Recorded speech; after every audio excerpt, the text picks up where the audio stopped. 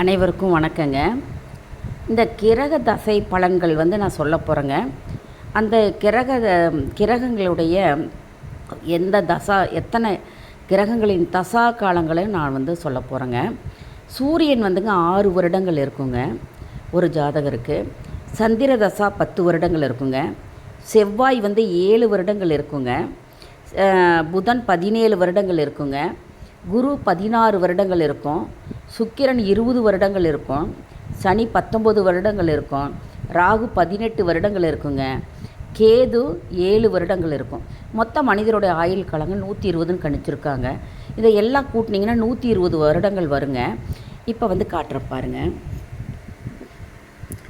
திசை கிரக தசா பலன்கள் பாருங்கள். இவ்வளோ நாட்கள் இருக்கும். இதனுடைய பயன்கள் பாருங்கள்.